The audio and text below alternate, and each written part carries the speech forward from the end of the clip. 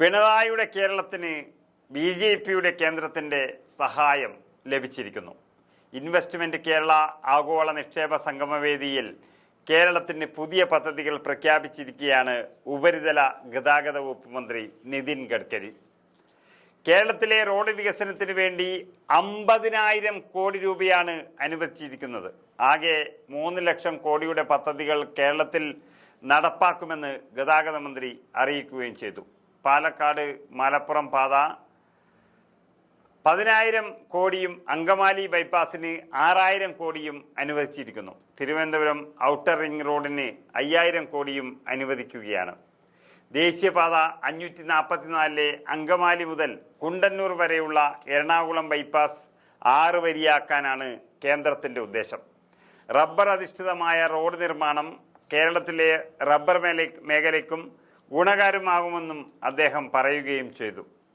Online വഴിയാണ് കേന്ദ്രമന്ത്രി investment Kerala ആഗോള നിക്ഷേപ സംഗമത്തിൽ പങ്കെടുത്തിരിക്കുന്നത്. റബ്ബർ ഏറ്റവും അധികം ഉൽപ്പാദിപ്പിക്കുന്ന ഒരു സംസ്ഥാനത്ത് ആ റബ്ബറിനെ വെച്ച് തന്നെ റോഡ് വികസിപ്പിക്കുക വഴി റബ്ബർ കർഷകർക്ക് കൂടി ഏറ്റവും വലിയ ഒരു ആശ്വാസം പകരുകയാണ് CPMൻ്റെ മന്ത്രിസഭയ്ക്ക് മുകളിൽ നിന്ന് BJPയുടെ മന്ത്രി എന്നുള്ളതും ഓർക്കണം.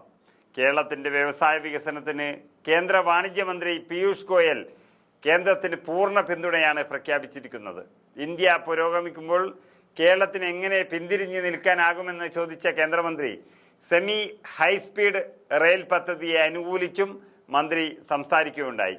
പദ്ധതി നടപ്പായാൽ തിരുവനന്തപുരത്തിനും കാസർഗോഡിനും ഇടയിലുള്ള യാത്രാ സമയം വളരെയധികം കുറയുമെന്നും മന്ത്രി പറയുകയും ചെയ്തു.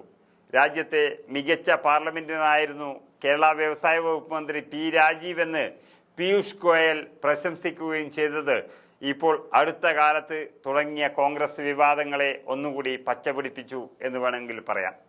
കേരളം തനിക്കിഷ്ടമാണെന്നും പക്ഷേ ഇവിടെ താമര വിരിഞ്ഞിട്ടില്ല എന്നായിരുന്നു നർമ്മം കലർത്തി പീയൂഷ് ഗോയലിൻ്റെ മറുപടി. പക്ഷേ തൃശ്ശൂരിൽ താമര വിരിഞ്ഞത് അദ്ദേഹം മറന്നതാണോ എന്നുള്ളതും നമ്മൾ ആലോചിക്കേണ്ടതുണ്ട്.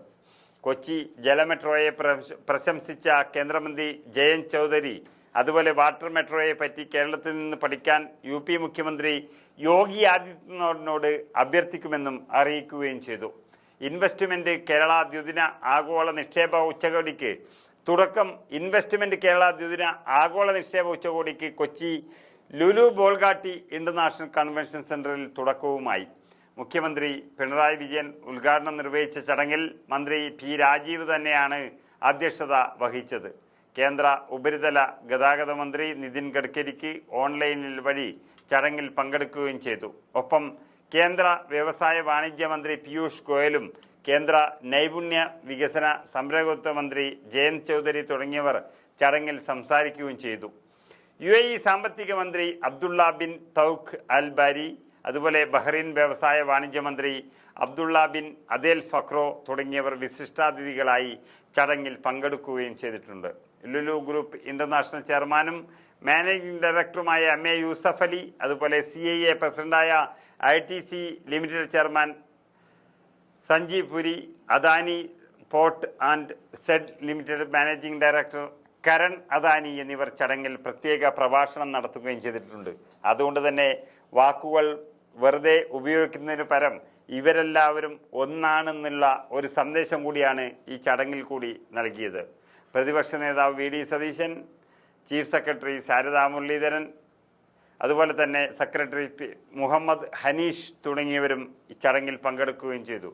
ഏതായാലും സംസ്ഥാനത്തിൻ്റെ വികസനത്തിന് വേണ്ടി എല്ലാവരും ഒന്നിച്ചു നിന്നു പോരാടുന്നു എന്നുള്ളതാണ് ഇതിൽ നിന്നും ലഭ്യമാകുന്ന വിവരം.